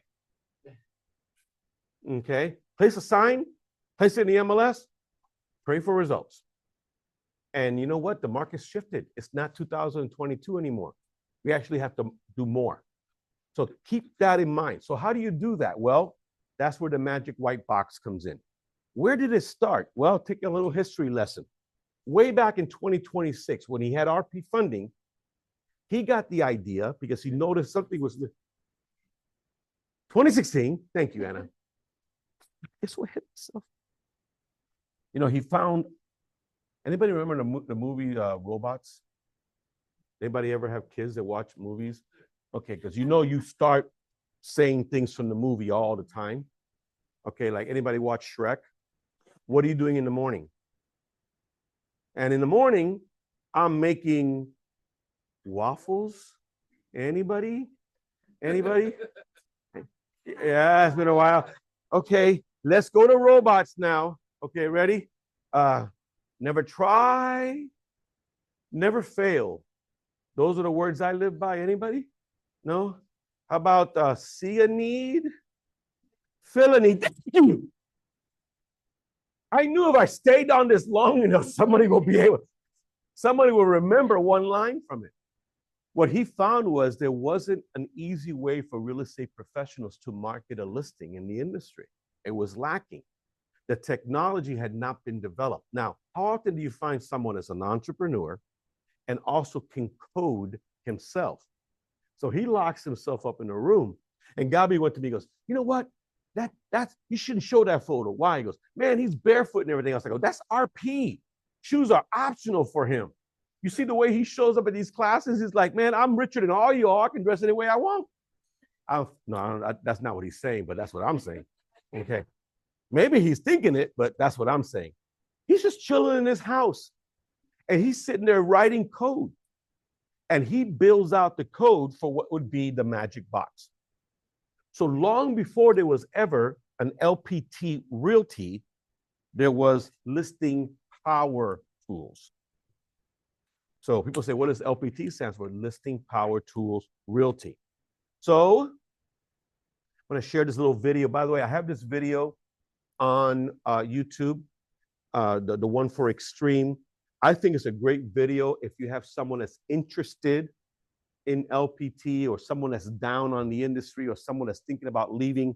You can say, no, even in spite of everything. So you think the American dream is dead? Well, then you haven't been paying attention to Central Florida. Picture this, Lakeland, Florida, early 1980s. Robert Palmer's growing up in a single-parent home. His mom's doing everything she can just to keep the lights on. Nintendo? No. Weekly allowance? No. Trust fund? Hell no. Hunger for future success? Absolutely. Now, fast forward 20 years, Robert builds a nice career for himself in the mortgage space. Good, right? Well, not good enough. He poured it all back into TV and radio ads, and I do mean all of it. Yeah, he was back to square one, but he forced Central Florida to know his name, and know his name they would. Between TV, radio, and direct mail, Robert Palmer became the guy in the mortgage space in Florida. Now that's success. Nice, right? Nope, not good enough. Now it's time to take on the real estate space. He saw the problem. Too many great agents out there who could close deals but didn't know the first thing about marketing. So he built something to solve it. A complete done-for-you system that helped agents stand out in their market. Flyers, postcards, signage, digital, all of it delivered in a box. He called it Listing Power Tools. But everyone else just called it the magic white box. And believe me when I tell you, it worked. It worked everywhere, from Miami to Minneapolis, from Beverly Hills to Boston. That kid from Lakeland just went national. Agents were leveling up their brand overnight. Those magic white boxes were hot. That should have been enough, but not for Robert, because he wasn't interested in being a vendor. He wanted alignment. He wanted to give agents every tool without limitation. So in 2022, he made the call. I need to become the brokerage. And that is when LPT Realty was born. LPT Realty didn't tiptoe onto the scene. It came in swinging. Realty. Fastest growing real estate brokerage in history, and it launched in the middle of a crappy market when half the industry was whining and tapping out. But here's the thing. Robert knew it wasn't just about speed. Agents didn't want a one-size-fits-all pitch. They wanted choice, so he gave it to them. Different comp plans, different paths. You run your business your way. Oh, and by the way, every Monday morning at 11 a.m. sharp, he's going live to the whole brokerage to talk about it and spill the tea. But wait, Robert Palmer was still not finished, because not every agent needed the same thing. Some needed tools, others needed direction, and some needed a brand that could carry weight in the luxury market. That's where Aperture came in. Premium, polished, built for high-end listings. No fluff. Then Robert turned his focus to team leaders, pushing them to dream bigger, to build something scalable, to move out of their parents' basements, and he gave them what they needed to pull it off. Over the course of 2 decades, this guy built tools, companies, a brokerage, and a luxury brand, while pouring over $200 million into marketing and tech to support it all. And what's he got to show for it? Not much, only a real estate empire. So, I don't know about you, but maybe, just maybe, it's time to rethink your take on the health status of the American dream. Pretty cool, right? It's amazing. If you're not keeping up with all the great news that's been happening, he just shared how, Real Trends, they do this verification, Real Trends Verified, in terms of who are the biggest companies and the biggest teams and everything else. So we're in the process of getting everything submitted, but he shared last month or this month, yesterday, the tracking, 3.5 years, what we've accomplished is just amazing. Absolutely amazing. And people keep asking, hey, when is it going public? The plan is to go public this year. And this is why I keep going back to everybody and saying, that all of you can earn stock, and some of you maybe have earned stock and you don't even know you earned stock. Okay, so make sure that you're, get excited about it, because I don't know what it's going to be worth, but I know. So you think a pretty good feeling about it. The American dream is dead. All right. So what did we do? Where is it here? We put the listing presentation. Is there floating around out there? Is there somebody have the one that's called the Active Marketing Kit? Active Marketing Plan? No, it's probably flowing out to one of the magazines, because we have an entire magazine that's very similar. The same thing. It's called Active Marketing. It's got to be floating around out there. Let me see. Hold on. It's right here. My bad. So same premise, right? Take the presentation, put it in magazine form. Now, a lot of the agents within the system right now are not really using this or using it properly. This here is probably like a $12 investment. Obviously, it has everything you need. It's got this, it's got that, it's got this, and that. But you're thinking, you know what? Am I going to expend this every time? Well, why not? What's the average price in our market right now? 600,000, almost 700,000. But there is a light version as well. So sometimes you just kind of go with the light version, but most agents are using this wrong. Can anybody tell me, and maybe you heard me say this before, great, that means you paid attention, but what is the most critical mistake agents are making when they're actually using this magazine? Help me out. Okay, don't all raise your hands at one time, slow down. Okay, what's the biggest mistake agents make? Even though they're using it, which is a good thing.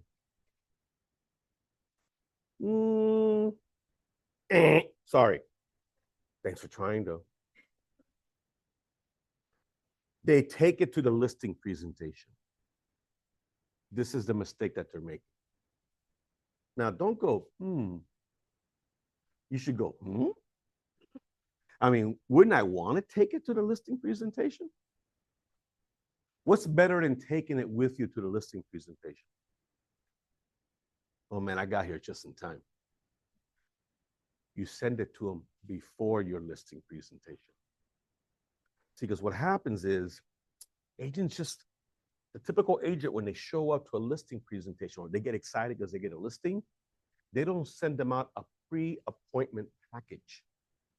Now, I'm not going to teach you all that today because I've already taught it in the class called the Ultimate Listing Presentation. It's on YouTube. Just go see it. But here's what I recommend, and here's why I recommend it. I recommend that you send this ahead of time, along with a couple other things. There's another cool magazine that we have called 9 Critical Questions to Ask Before You List Your Home, right? If I show up at the listing presentation and I share this with you here, Tracy, is there a possibility that you could say, wow, this is a lot. I'm going to need a couple days to take a look at this and get back to you. And contrary to popular belief, you don't walk out of that listing without the listing. The minute you walk out without the listing, your odds go 50% that you're never going to get it.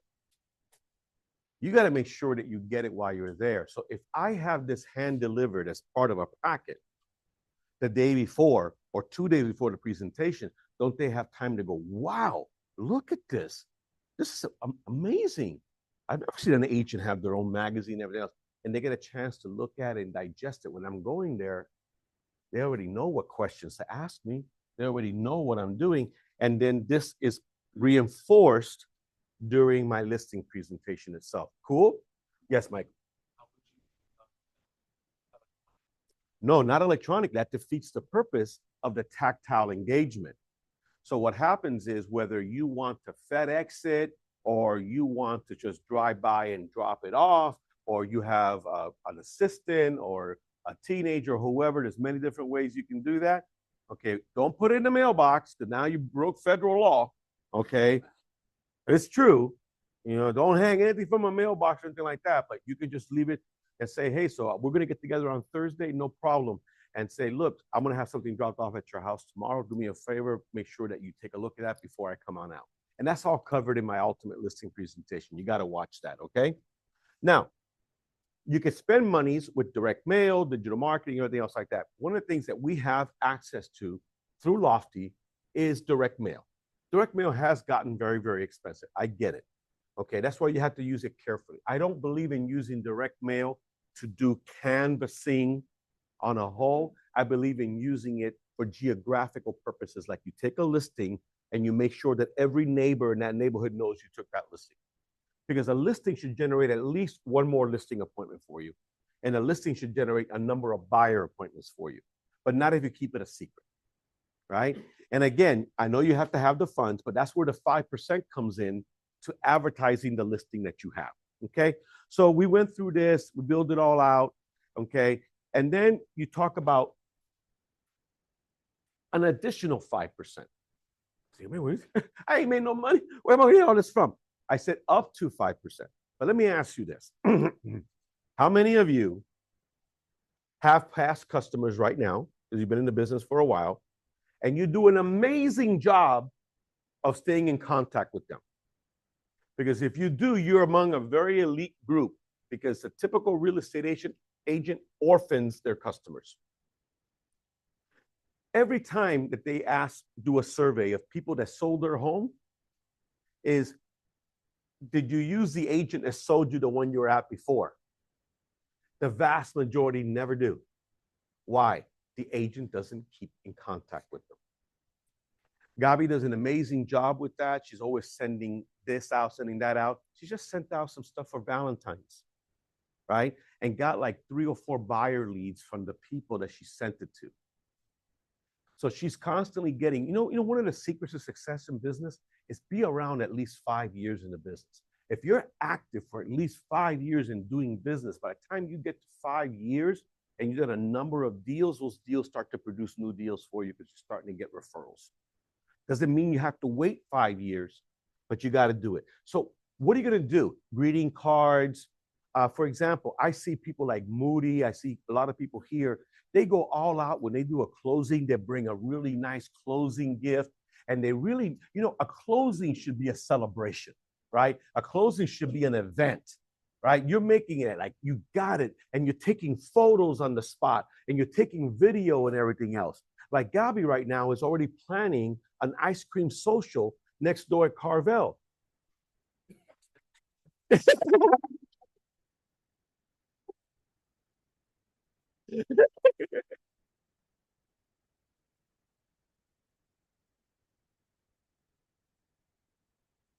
Qué bien.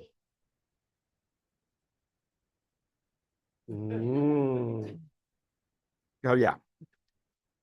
Like if it's not painful enough for her to be my daughter, I just keep reminding her, you really can't pick your parents, can you? So, no, of course we're going to use Baskin Robbins, but again, These are reasons to get together. You know, people will hire things like, for example, you know how some offices will bring a shredding machine and they'll tell the neighborhood, bring all your documents, you can do shredding and all that kind of stuff. These are all different ideas that you can do. In fact, one of the things that I'll do tomorrow, I'll check, LPT put out a booklet similar to this on different events that you guys could do and how to do them. I'll send you guys the code because there is a digital version of that. But you guys should really look at doing some type of events, right? And they could be in anticipation of getting business, or they can be customer appreciation. See, you've ever heard of agents renting an entire movie theater and inviting all of their customers to attend the movies? I mean, these are the things that agents do. You got to pour money back into your business. It's not about you netted 10,000. I know you need all of it, but take some of that money and put it back into the business, okay? Now, next, because we want to round this all off, how are you guys doing at getting reviews? Okay, so what happens is, if you do a great job, they'll never tell anyone. If you do a crappy job, they'll tell who? Everyone. Negative reviews, you never have to ask for them. They somehow appear. But it's amazing how you sometimes have to pull it out of the people that love you. But have all of you, any of you, some of you, one of you, do you have a Google business page?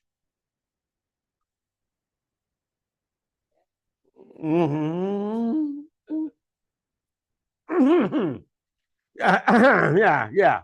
Who has a Google business page? Okay, who's got reviews on it? Who's ever never heard of Google? Okay, help me out here. Okay, because you have to have one of these. Okay, now if you are, it used to be really tough. I haven't done it in a while, so I don't remember, but they would want a physical address so that they can mail a code to, and it couldn't be your home address. It had to be a business address. So when you go out through the process, just go ahead and Google how to do a page or chat. It'll say, okay, you got to go ahead and do this. If they still require you to give them a physical address to send it to that's a business, give them this one, right? When we get that postcard or that, they would say, hey, Michael, look, this came in. Here's your code. We're going to let them know, right? Because if you put it, your home address, I mean, it's a business profile. You can't be using your home address. So this is the business to use. Now, once you get that, then you really have to go all in on getting the reviews.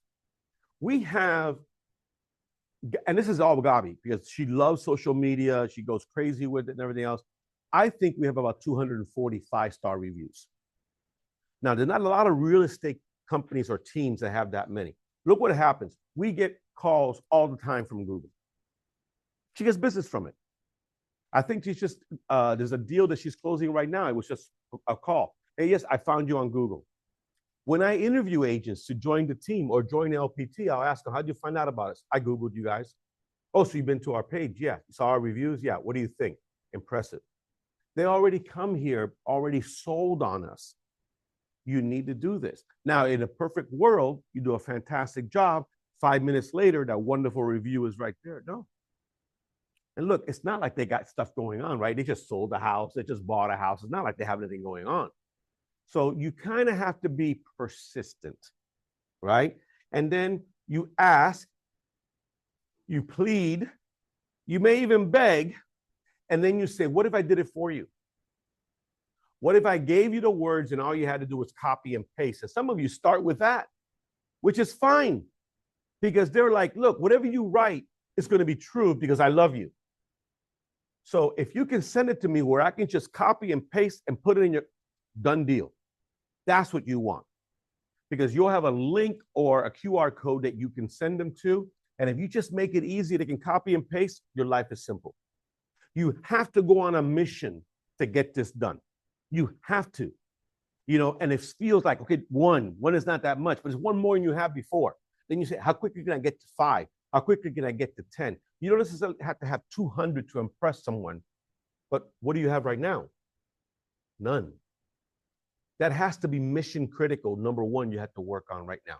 How many of you can take that on as a task to do in the next? I mean, this is not something that should take you 30 days to do. It might just take you a few days to get going. You may even have it and you haven't even been doing anything with it. Okay? All right. The commitment ladder. In the old days, with buyers, well, let me start with sellers. With sellers, it was always they agree to meet with you, right? That's the listing consultation. You know what? When I work with buyers, I don't really like to call it a buyer presentation. So even though that's the name of the course, my honest thing is when you're asking them to come in, it's because you want to do a consultation with them. You want to do a free consultation. If you're going on a listing presentation, a marketing consultation. Words have power. Okay? So I believe in using that. But when we go out there, first, can they meet with you? And then you want to walk out with the ultimate commitment. What's the ultimate commitment in a listing presentation? A signed listing agreement. Now, we haven't held buyers to the same standards. For us before is meet me at the property. And then it was like, forget about signing anything. You know, everything has changed. Now we start with, will you come in? Will you meet me somewhere? And look, let's face it, you guys have an unfair advantage to some agents that don't have a physical location. Maybe we don't have it there, I'm sorry. But for those of you that have it, because they're West Palm, for those that have it, use it. But they have coffee shops in West Palm, don't they? Yeah. So, you know, you can meet in places like that just to have that conversation. But here's what we need to do, right? You start here. What's the ultimate outcome of that buyer consultation? Help me out. What's the ultimate outcome that we want? A buyer agreement signed. Okay. What type of buyer agreement?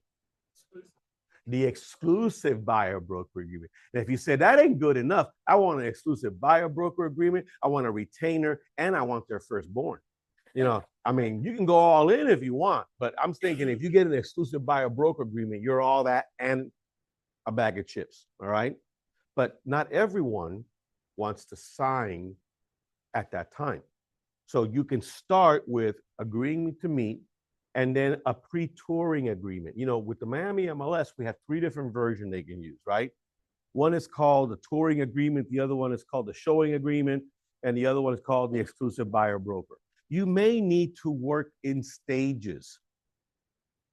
They just met you. Maybe they're kind of being won over by you, but they're a little hesitant to say, I'm signing to work with you. That's cool.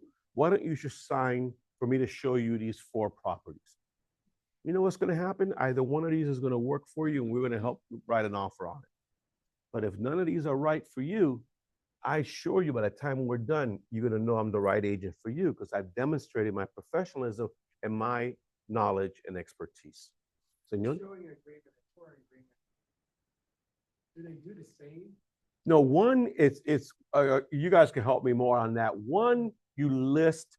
One is very, very generic, almost like it's a single property one. And then the other one is you list all the houses you're going to show them. That's a touring one. That's a touring one. And then the bad mama jamma one is it doesn't matter. I may never have shown you the property. If you buy something, you still owe me money. That's the ideal one you want to have signed. So you got to climb that ladder, but be prepared. If someone pushes back and says, I don't want to go all in, so you don't have to. You know, let's start with this and let's get to know each other and take the relationship to another level. Okay?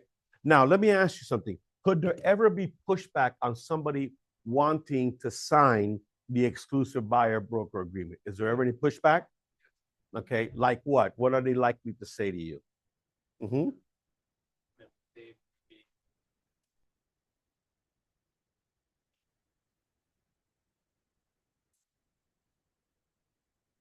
Okay, let me start with the second one. I'll come back to here. Why would it cost you any money?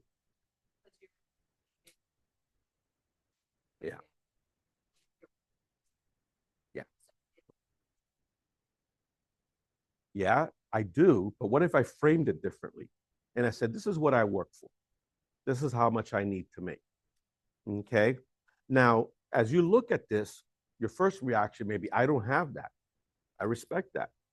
But what if I told you that 9 out of 10 times I get all that from the seller? Okay. What if I told you that in that one scenario where maybe I don't get all that from the seller, maybe there's a portion that you might be willing to pay because you really want the house that bad? What if you say, Tony, I absolutely positively don't have any money to give you, and I can't get the other side to pay me what I'm worth? Then I'm going to give you the option of never even having to make an offer on that property. I'm not going to put you in the spot. You're not going to be committed to paying me when you don't have it. But I got to tell you something. I haven't seen a scenario where I wasn't able to get what I'm worth, or you know what? If part of what we're doing here is building a long-term relationship, I'm not going to let half a point stand in the way of you getting your dream home. In other words, if I say I work for 3 and they're only willing to pay me 2.5 or whatever, you know what? I'll take the haircut to make sure you get into the home with no money out of your pocket. Make sense? That work?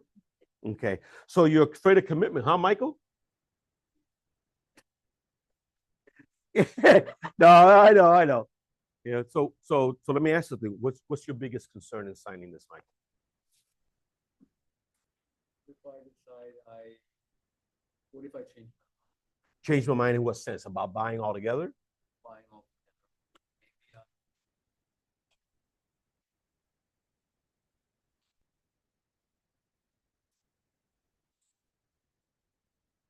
Yeah. Well, you know what? I understand. We just met. You know what? At this point, you're kind of feeling me out. I'm feeling you out. So why don't we do this? Why don't we start off with something that doesn't have that level of commitment?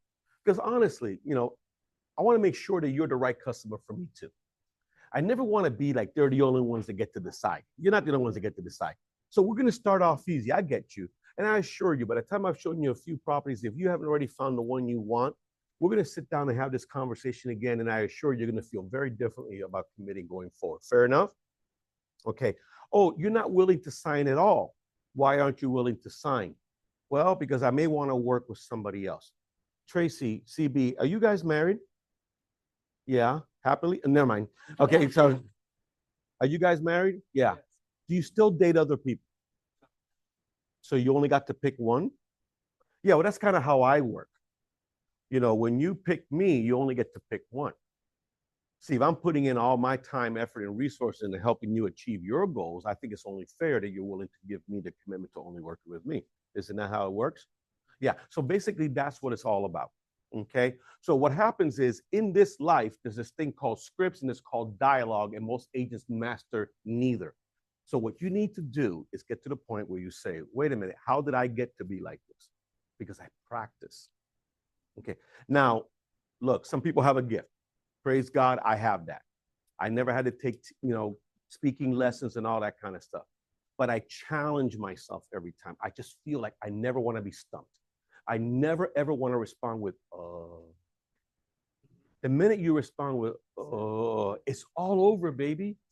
It's done. So what you want to do, and this is where role playing comes in. See, because I can show you all these things and it's cute, but at the end, they got to sign the freaking thing. And they're going to have some concerns and issues and fears and everything else. And you have to be able to assuage those and say, wait a minute, I get you, but don't worry. Let me show you how this part works. But how are you going to get to that point unless you practice? Right? You got to practice. That's where, again, role playing comes in. And if you don't even like anybody else in this room, I don't blame you. But what happens? It's that Tourette's, man. I gotta work on that. So baby, I got you, girl. You know what I'm saying? So just use ChatGPT. We've done this already, right? We already demonstrated. How many of you have started using ChatGPT for role playing? Gosh, I don't know if we can do this live or not. Let me see. Do we have time to do it? Yeah. All right. How many of you have ChatGPT? Okay. So what you do is you go into ChatGPT and you activate the voice mode. Hey, Chat, how are you?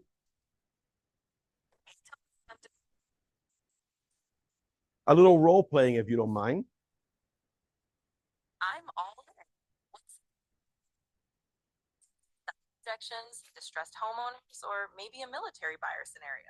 Whenever you're ready, throw me into the role you want me to play, and Okay. I'll bring it to life. All right, I appreciate that. Let's do this. You are someone that's losing their home. You're in foreclosure, and I reach out to you, asking you where you are in the process, attempting to maybe find some ways to help you. And you start throwing some objections my way. I want to see how I do with some of these objections, if you don't mind. Absolutely. I'm ready to give you some realistic pushback. Just start the conversation as if you're reaching out, and I'll respond in character.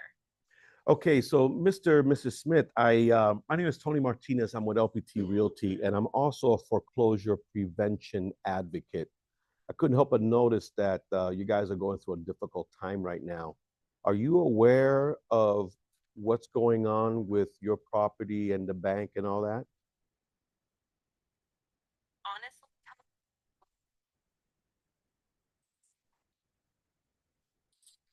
at this point, it feels like it's just too late. I understand. Look, first and foremost, I'm really sorry you guys are going through this. I know how difficult this could be, but I do pride myself on being very aware of the process, especially how it pertains to Florida and where you guys are at right now. It is not too late. Maybe it's too late to stay in the home. You know, we may not be able to work something out with the bank to stay in the home. I would have to get to know your situation better, but it's never too late to exit with dignity. So I would just like an opportunity to sit down with you and go over what you've done and maybe make some suggestions that no one's ever thought to bring up before. How does that sound? I mean, I get what you're saying, but I'm honestly not comfortable talking to someone I don't know. How do I know you're not just trying to profit off our situation? Well, I get it. I get it. I can only imagine some of the calls and things that you've gotten in the mail. So let me do this. Let's start with I have absolutely nothing to lose and everything to gain by helping you. Here's what I mean. I could not call you. I could let you just hang up right now. My life would go on okay. You would still be losing your home. So at this point, I hate to be as direct as I am, but what do you have to lose in having a conversation with me? Because we may decide not to work together. It may not be a good fit. I'm offering my expertise, my knowledge, just to make sure that you are aware of how much time you have and what legal options you have. Well, I'll admit that's fair. I guess we haven't really looked at all options. If you're genuinely offering to explain what's left, we could at least hear you out. All right, fair enough. So here's what I'm going to do. I need to make sure that I have a conversation with all of the folks on title and on the mortgage. Is it just you, or is there a significant other or another co-buyer or owner? It's me and my spouse. We're both on the mortgage. Okay. If we decide... I'm sorry, you cut off what?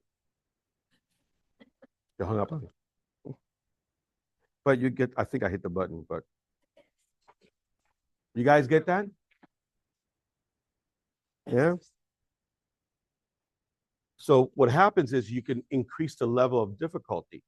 You know, I could go in there and say, okay, yeah, you were way too easy. Get tough with me. But you said, she goes, why would I even meet with you? What do you got to lose? Okay, don't meet with me. My life goes on. Don't meet with me. You still lose your house. Sorry. What do you got to lose? You know, now this same thing could apply to buyer situations, right? So, you know, it's one of those things where I'm into playing chess now and I play against bots and I get my butt kicked every time, but I keep going back, right? I keep going back. I don't go and say, man, that bot kicked my butt. Of course you're supposed to kick my butt. You're AI. You're supposed to think 19,000 steps ahead. But if I can go from a 1-minute game to a 10-minute game, then I'm getting better, right? And then what happens is I'm practicing with this bot because I eventually want to play what? Other people. The more practice I have with that bot, the better prepared I'm going to be when I start going after some people. And this is what you have to do. Okay? And so I can't stress enough the importance of that. But ultimately, folks, look, if you're not going to, I mean, this has become people's therapists. Okay? Ask Lynette. I mean,